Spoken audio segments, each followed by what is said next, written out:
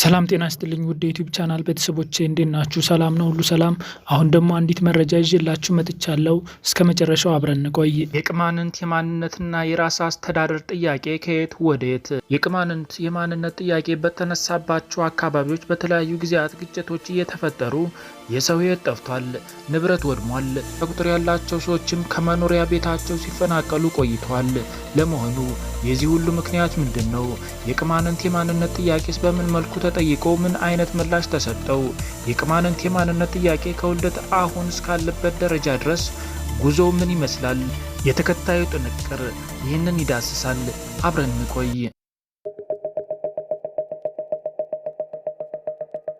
ድህረ ቅማንት የማንነትና የአስተዳደር ጥያቄ። ቅማንት ህዝብ በቀድሞ የጎንደር ክፍለ ሀገር በአሁኑ ማዕከላዊ ጎንደር ዞን በሚገኙ የተወሰኑ ወረዳዎች የሚኖር ህዝብ ነው። በተለይ በጎንደር ከተማ ዙሪያ በሚገኙ ላይ አርማጭሆ፣ ወገራና ጭልጋ ወረዳዎች ማህበረሰቡ በብዛት በሚኖርባቸው አካባቢዎች ናቸው። ከ1983 ዓ.ም በፊት በነበረው የመንግስት አወቃቀርም የብሔር ማንነትን መሰረት ያደረገ ስላልነበረ ብሔረሰቡ የጎንደር ክፍለ ሀገር አካል ሆኖ ከአማራው ህዝብ ጋር በብዛት ተቀላቅሎ ይኖር ነበር። የራሱ የተካለለ ልዩ አካባቢና አስተዳደርም እንዳልነበረው መረጃዎች ያሳያሉ። የቅማንት የማንነት ጥያቄ ምን? ኢህአዴግ ስልጣን ከተቆጣጠረ በኋላ በኢትዮጵያ ቋንቋና መሰረት ያደረገ የብሔር ፌዴራሊዝምና መሰረት ያደረገና ስልጣን በፌዴራልና በክልሎች የተከፋፈለ ስርዓትን መሰረተች። የቅማንት የማንነት ጥያቄ ይህ ስርዓት ከሰፈነ በኋላ በ1984 ዓ.ም መነሳቱን በቅማንት ማንነት ዙሪያ ጥናት ያካሄዱት አቶ ቹቹ አለባቸው ያስረዳሉ። የቅማንት ብሔረሰብ ጥያቄ ከየት ወዴት?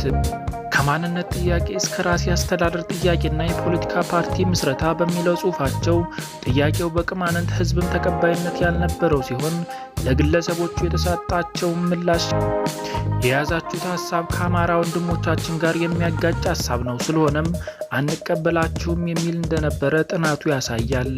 በህዝቡ ተቀባይነት ካጣ በኋላም ጥያቄው ለ15 ዓመታት ያህል ተዳፍኖ ሳይነሳ መቆየቱን ይሄው ጥናት ይመለከታል። የ1999 ዓ.ም የህዝብና ቤት ቆጠራ ግን አዲስ ክስተት ይዞ መጣ። የማንነት ጥያቄ ባይነሳም በ1984 ዓ.ም በተካሄደው ህዝብና ቤት ቆጠራ የቅማንት ህዝብ በራሱ ተለይቶ ቅማንት በሚል መለያ ኮድ እንደተቆጠረ የአማራ ክልል ርዕሰ መስተዳድር ዋና የህግ አማካሪ አቶ መርሃ ጽድቅ መኮንን ይናገራሉ። በቀጣዩ ነገር ግን ለብቻው ተለይቶ መቆጠሩ አልቀጠለም። በቀጣዩ 1999 በተካሄደው ህዝብና ቤት ቆጠራ ግን ኮዱ ተሰርዞ አማራ ወይም ሌላ በሚል የቅማንት ህዝብ እንዲቆጠር መደረጉን ያስረዳሉ። ይህ ሁኔታ ቅሬታ እንደፈጠረና ጥያቄዎችን መቅረብ መጀመራቸውን የሚናገሩት አቶ መርሃ ጽድቅ በተለይም በ2002 ዓ.ም ጀምሮ የተለያዩ ግለሰቦች ማመልከቻ ይዘው ወደ ክልሉ መንግስት መምጣታቸው መጀመራቸውን ያስረዳሉ። የቅማንት የማንነት ጥያቄ ኮሚቴ የህዝብ ግንኙነት ኃላፊ አቶ ደርሰው ቸኮለም በአቶ መርሃ ጽድቅ ሀሳብ ይስማማሉ። ቅማንት ሆነን ሳለል ምን ሌላ ተባልን በሚል ተሳስበን ጥያቄውን ጀመርን ይላሉ። የቅማንት ህዝብ 5% ድምፅ 18500 ድምፅ ሰብስበው ማንነታቸው እንዲታወቅ ለክልሉ መንግስት ጥያቄያቸውንም ማቅረባቸውን አቶ ይርሳው ያስረዳሉ። የቅማንት የማንነት ጥያቄ በተደራጀ መልኩ የቀረበው በዚህ ወቅት ነው። የቅማንት የማንነትና የራስ አስተዳደር ማንነት ጥያቄ ምላሽ። የቅማንት የማንነትና የራስ አስተዳደር ማንነት ጥያቄን ለመመለስ የክልሉ ርዕሰ መስተዳድር ምክር ቤት ጥናት እንዲያጠና አድርጓል። የአቶ ቹቹ ጽሑፍ እንደሚያመለክተው በክልሉ መንግስት አነሳሽነት በተቋቋመ ኮሚቴዎች አማካኝነት ሁለት ጥናቶችን በ2003 እና በ2004 ዓ.ም ተሰርቷል። ጥናቱም ሞዴል አድርጎ የወሰደው የአርጎባ ልዩ ወረዳ የማንነት ጥያቄ የተመለሰበትን መንገድ እንደነበር አቶ መርሃ ጽድቅ ያውሳሉ። የአርጎባ ጥያቄ በ1998 ዓ.ም ልዩ ወረዳ መሆን ይችላል በሚል ምላሽ ሰጥቷል። የተጠናው ጥናትም በ2005 ዓ.ም ለክልሉ ምክር ቤት መቅረቡንም የሚናገሩት አቶ መርሃ ጽድቅ ይህ እንግዲህ በሰነድ ደረጃ የአማራ ክልል ምክር ቤት የቅማንት ማንነት ጥያቄን አስመልክቶ ውይይት ሲያደርግ ለመጀመሪያ ጊዜ መሆኑ ነው። በህገ መንግስቱ መሰረት የማንነትና የራስ አስተዳደርን ጥያቄ ለመመለስ 5 መስፈርቶች አሉ። እነዚህም የጋራ ባህል መኖር፣ የጋራ መግባቢያ ቋንቋ መኖር፣ አካባቢው ኩታ ገጠም መሆን በስነ ልቦናና ማንነት ለጠየቀው ብሔረሰብ አባል ነኝ ብሎ ማመንና የተዛመደ ህልውና መኖር ሲሆን የአርጎባ ጥያቄም ይህንን በማሟላቱ እንደሆነም አቶ መርሃ ጽድቅ ያስረዳሉ። ጥናቱንም መሰረት በማድረግ ማህበረሰቡ እንደ ማህበረሰብ መኖር ተረጋግጦ እውቅና ቢሰጠውም የራሱን ውስጥ አስተዳደር ነጻነት ለመመስረት ግን ህገ መንግስት መስፈርቶችን አያሟላም ተብሎ አደረጃጀቱ በክልሉ ምክር ቤት ውድቅ መደረጉን ይናገራሉ። የማንነት ጥያቄው እንዲመለስ ሞዴል ከተደረገው የአርጎባ ልዩ ወረዳ ጋር ተቀራራቢነት የሌለው የጋራ መግባቢያ ቋንቋ የሌለው በመሆኑና ኩታ ገጠም አሰፋፈር ስላልነበረው ጥያቄውን ለመመለስ የሚያስችል ህገ መንግስታዊ አካሄድ እንዳልነበረ አቶ መርሃ ጽድቅ ያስረዳሉ። በምክር ቤቱ ሰፊ ውይይት የተደረገበት ይህ ውሳኔም 174 የምክር ቤት አባላት የብሔረሰብ አስተዳደሩና መቋቋም ሲቃወሙ 7 ደግፈው 21 ምክር ቤት አባላት በድምጽ ተአቅቦ ነው ውድቅ የተደረገው ይላሉ። ይህ አካባቢ ያንተ ነው ራስን አስተዳደር ለማለት የሚያስችል ሁኔታ አልነበረም። የራስ አስተዳደሩ ለመወሰንና የሚያስችል ህገ መንግስታዊ መስፈርቶች አልተሟሉም በማለት የራስ አስተዳደር ጥያቄውን በክልሉ ምክር ቤት ውድቅ ተደርጓል ይላሉ አቶ መርሃ ጽድቅ።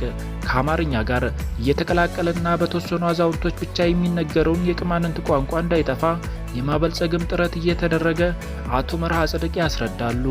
አቶ ኤርሳው በበኩላቸው ህገ መንግስቱ የሚጠይቀው መስፈርት ማሟላታቸውን ይገልጻሉ።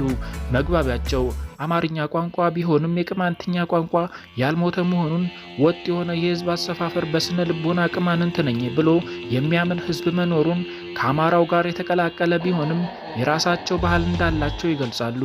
በዚህ መሰረት ውሳኔው የማንነት ጥያቄ ያነሱትን የኮሚቴ አባላት ያስደስት አልነበረም። ውሳኔውን ባለመቀበልም ለፌዴሬሽን ምክር ቤት አቤቱታ ማቅረባቸውን አቶ ይርሳው ይናገራሉ። የፌዴሬሽን ምክር ቤት ደግሞ ጉዳዩን የክልሉ መንግስት ድጋሚ እንዲያየው መልሶ የላከው ሲሆን ከ2 ዓመታት በኋላ ግን በ2007 ዓ.ም የቅማንት የማንነትና የራስ አስተዳደር መፈቀዱን አቶ ይርሳው ለቢቢሲ ገልጿል። የቅማንት የማንነትና የራስ አስተዳደር ጥያቄ እንዴት ተመለሰ? ክልሉ በ2005 ባደረገው ጥናት የቅማንት ማህበረሰብ የማንነትና የራሱን አስተዳደር ለመመስረት ህገ መንግስታዊ መስፈርቶችን ካለሟላ ከ2 ዓመት በኋላ ጥያቄው እንዴት ተቀባይነት አገኘ? በምን መስፈርት የራስ አስተዳደሩ ተመለሰ?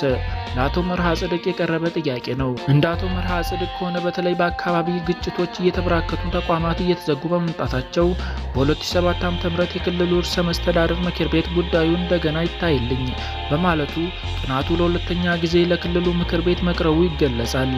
ምክር ቤቱ የቅማንት የማንነት ጥያቄ ለሁለተኛ ጊዜ ለማየት እንደተገደደ የሚያስረዱት አቶ መርሃ ጽድቅ ይህም ፖለቲካዊ ምክር ቤቱ የቅማንትን የማንነት ጥያቄ ለሁለተኛ ጊዜ ለማየት እንደተገደደ የሚያስረዱት አቶ መርሃ ጽድቅ ይህም ፖለቲካዊ ጫና ነበረበት ይላሉ። አቶ መርሃ ጽድቅ ፖለቲካ ጫና የሚሉትም የ2005 ዓ.ም የምክር ቤት ውሳኔ በቅማንት የማንነት ኮሚቴ ቁጣን ከመቀስቀሱ ጋር የተያያዘ እንደሆነ ያስረዳሉ። ውሳኔው በኮሚቴው ዘንድ ቁጣን ስለቀሰቀሰና የሰው ህይወትም እየጠፋ ሲመጣ ፖለቲከኞቹ ደረጃ የነበሩ የብአዴን ካድሬዎች በከፍተኛ ጫና በእጃቸው አስረዝመው ቅማንት ይኖርባቸዋል የሚባሉትን አካባቢዎች አገናኝታችሁ ወስኑላቸው፣ ህዝባችን እስካሁን ድረስ የትም አይሄድም በሚል ትዕዛዝ እንደተሰጠ አቶ መርሃ ጽድቅ ይናገራሉ። በዚሁ መሰረትም ከላይ አርማጭሆ ወረዳ 25 እና ከጭልጋ ወረዳ 17 በድምሩ 42 ቀበሌዎችን በቅማንት የራስ አስተዳደር በልዩ ወረዳ እንደሚያዋቅር ተወስኗል። ይህም ከህገ መንግስቱ መስፈርት ውጪ ብዙ ርቀት ተሂዶ የተወሰነ መሆኑን አቶ መርሃ ጽድቅ ይናገራሉ። ነገር ግን ውሳኔው ግጭቱን አላስቆመውም። የቅማንት የማንነት ጥያቄና አስተዳደር ቅሬታ የክልሉ የቅማንትና አስተዳደር 42 ቀበሌዎች በልዩ ወረዳ እንዲዋቀር መወሰኑን በማንነት ኮሚቴው ዘንድ ተቀባይነት እንዳላገኘ አቶ ይርሳው ያስረዳሉ። ህዝቡን ባላሳተፈ መልኩ 42 ቀበሌዎችን ሰጣችኋል ነው የተባልነው ይላሉ። 42 ቀበሌዎች ለቅማንት የራስ አስተዳደር መወሰኑን በመቃወምና በቂ አይደለም በሚልም ጭልጋ በ2007 ዓ.ም ሰላማዊ ሰልፍ ተካሄደ።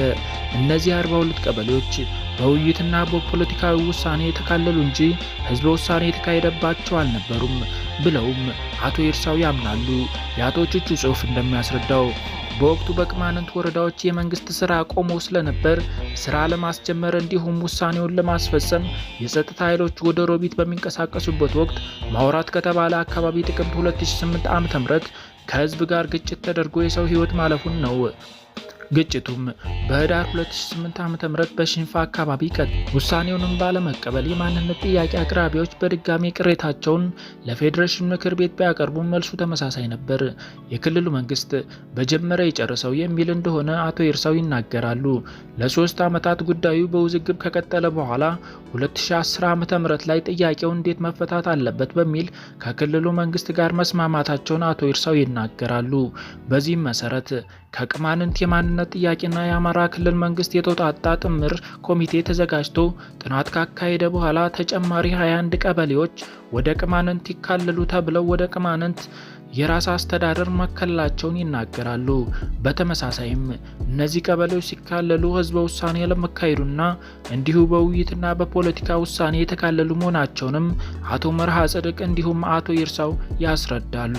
ቀበሌዎቹን ወደ ቅማንት ራስ አስተዳደር የማካለል ውሳኔ ጥምር ኮሚቴው በማዕከላዊና በምዕራብ ጎንደር በመዘዋወር የተለያዩ ቀበሌ ነዋሪዎችን አወያይቷል። ከቀደሙት ውሳኔዎችም በተለየ መልኩ በ2010 ዓ.ም 12 ቀበሌዎች በህዝበ ውሳኔ እንወስናለን የሚል ምላሽ መሰጠታቸውን አቶ ይርሳው ይናገራሉ። ምንም እንኳን ቀበሌዎቹ የራሳቸው አስተዳደር በራሳቸው ድምጽ ለመወሰን ቢያስቡም 4 የጭልጋ ቀበሌዎች ላይ ሁከት በመፍጠር ምርጫ ሳያካሂዱ መቅረቱን አቶ ይርሳው ያስረዳሉ። ከ12 በ8 ቀበሌዎች ህዝበ ውሳኔ ተካሂዶ 7ቱ ወደ ነበሩት አስተዳደር እንዲካለሉ ሲወስኑ አንዷ ቀበሌ ወደ ቅማንት የራስ አስተዳደር ለማካለል መወሰኗን ይናገራሉ። በቅማንት የራስ አስተዳደር ጥያቄ ሂደት ይህች አንዲት ቀበሌ የራስ አስተዳደሩን በህዝበ ውሳኔ የተቀላቀለች ብቸኛዋ ቀበሌ ናት። በተፈጠረው ሁከት ምክንያት ህዝበ ውሳኔ ያልተካሄደባቸው 4ቱ ቀበሌዎች በጥምር ኮሚቴው አማካኝነት ከቀበሌው ነዋሪዎች ጋር ከተወያዩ በኋላ 2 ወደ ቅማንት የራስ አስተዳደር 2 ደግሞ ወደ ነባሩ አስተዳደር እንዲካለሉ መደረጋቸውን አቶ ይርሳው ይገልጻሉ። በዚህ ሁኔታ በውይይት በፖለቲካዊና ውሳኔ በህዝበ ውሳኔ የተካተቱት የቅማንት የራስ አስተዳደር ቀበሌዎች ቁጥር ከ60 በላይ መሆኑን የሚናገሩት አቶ ይርሳው ቀጣዩ ስራ የቅማንት የራስ አስተዳደርና የ3 ቀበሌዎች ጥያቄዎች ቀበሌዎቹ ከተካለሉ በኋላ የራስ አስተዳደርን ለመመስረት የሚያስችል መነሻ መዋቅር ኮሚቴው እንዲያዘጋጅ በክልሉ መንግስት በተጠየቁት መሰረት ሌሎች 3 የመተማ ቀበሌዎች ሙሉ በሙሉ ቅማንት ናቸው በሚል እሳቤ 3ቱና ቀበሌዎች በማካተት 72 ቀበሌዎች በ6ቱ ወረዳ ለማድረግ ወስነው ለክልሉ መንግስት ፕሮፖዛል እንዳቀረቡ አቶ ይርሳው ያስረዳሉ።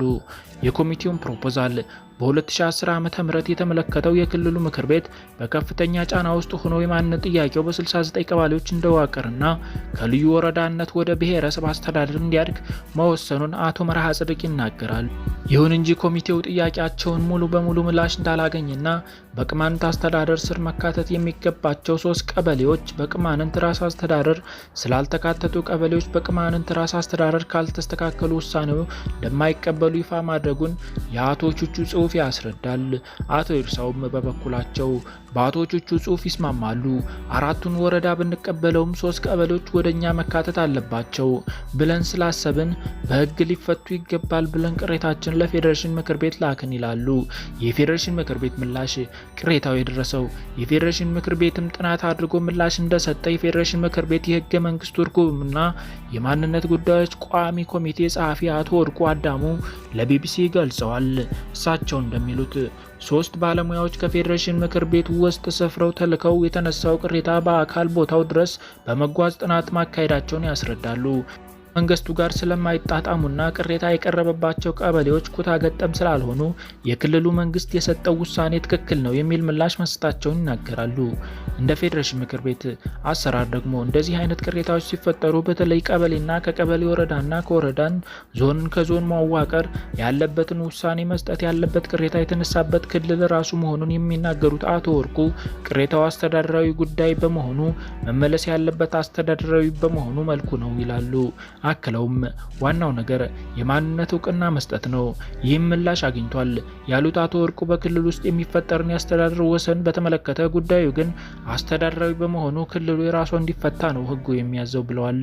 ኮሚቴው ግን የፌዴሬሽን ምክር ቤት ውሳኔን አለመቀበሉና የሚገልጹት አቶ ይርሳው ለዚህ የሚያቀርቡት ምክንያት ጥናቱን ለማከናወን የተላኩ ሰዎች ከተለያዩ ብሔር ብሔረሰቦች የተውጣጡ ስላልነበሩ ገና ከመመለሳቸው በፊት ምን ይዘው እንዲመለሱ ስለምናውቅ እነዚህ ሰዎች ይዘውት የሚመለሱትን ውጤት ምንም ይሁን ምን አንቀበልም ብለን ለሚመለከታቸው አካላት ደብዳቤ ጽፈናል ይላሉ።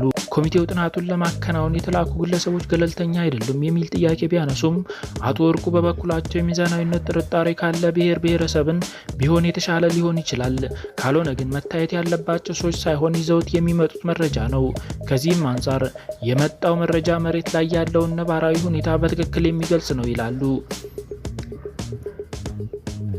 የማንነት ጥያቄና መፍትሄ ያላገኘው የቅማንት ራስ አስተዳደር ጥያቄ።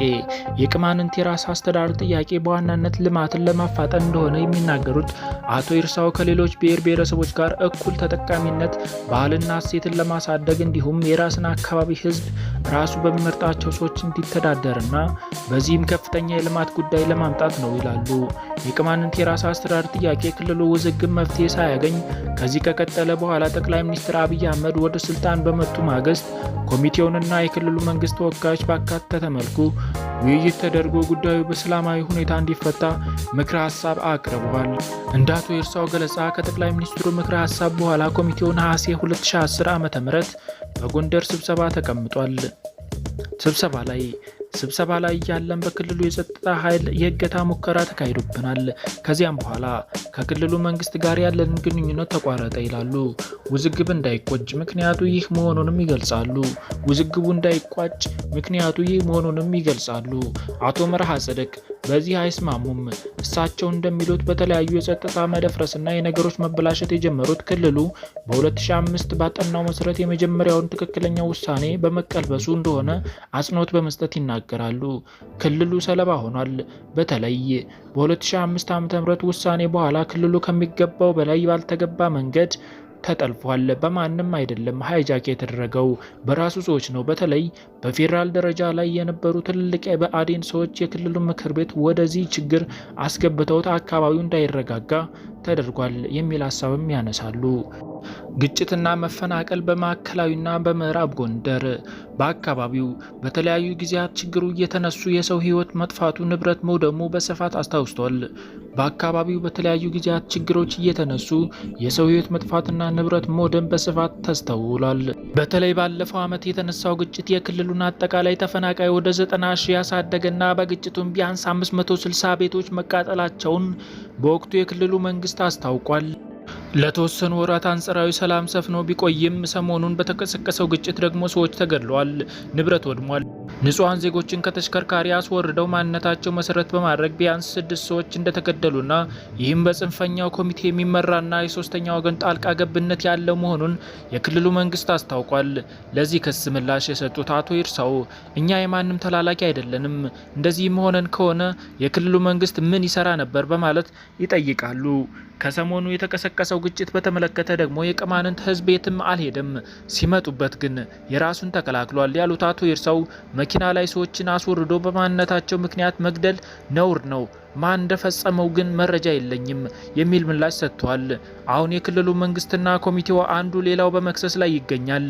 በአካባቢው ግጭት እንደተፈጠረ በየጊዜው የሰው ህይወት መጥፋቱን፣ ንብረቱን መውደም የቀጠናው መገለጫ እንደሆነ ብዙዎቹ አስተያየታቸውን ይሰጣሉ። መፍትሄው ምን ይሆን? መርሃ ጽድቅ ለጉዳዩ 2 የመፍትሄ ሀሳቦች መኖራቸውን ይገልጻሉ። እንደ እርሳቸው ገለጻ የራስ አስተዳደሩ ህገ መንግስታዊ መስፈርቶች ሳያሟላ የተወሰነ በመሆኑ ህጋዊ መሰረት የለውም በማለት ውሳኔውን ውድቅ ማድረግ ይቻላል የሚለው አንደኛው አማራጭ ነው። ነገር ግን ይህ አማራጭ ተግባራዊ ቢደረግ ሰላም ሊሰፍን ይችላል ወይ የሚለው አጠያቂ መሆኑን ይገልጻሉ። ህዝቡ በዚህ ደረጃ ከተነሳሳ በኋላ ተስፋዎችን ካሳየኸው በኋላ የራስ አስተዳደርን አጥፌብሃለሁ ቢባል ውጤቱ መረጋጋትን የሚያስፍን አይሆንም ባይ ናቸው። ሌላኛው ደግሞ እንደ አማራጭ የሚያቀርቡት የተፈቀደውን የራስ አስተዳደር መመስረትና ይህንን ህጋዊ አካሄድ በሚያስተጓጉሉ አካላት ላይ ደግሞ ህጋዊ እርምጃ መውሰድ እንደሆነ አቶ መርሃ ጽድቅ ይናገራሉ።